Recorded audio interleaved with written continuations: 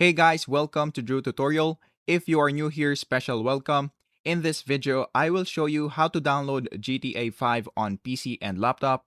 So before we start, keep in mind that GTA 5 is not a free game, so you will need to pay it before you can play it. So if you have already bought the GTA 5 game, so the first thing that we are going to do right here is to open our browser, and then on the search bar, just search for Rockstar Game Launcher, and then just click this one right here.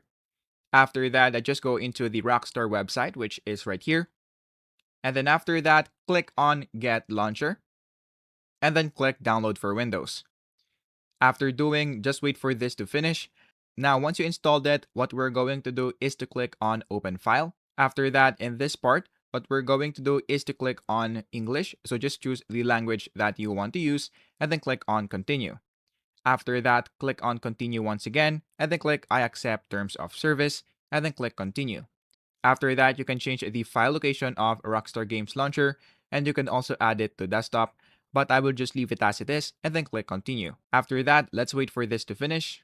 Now, once we're here, what we're going to do next is to click on Run Rockstar Games Launcher on Close, and then click this one right here. After that, the Rockstar Games Launcher should pop up right here. And then all you have to do is to wait for this to finish. Now, once you do that, what we're going to do right here is to just create a Rockstar Games account. So we're going to click on Create New Account, or you can just sign in if you already have one.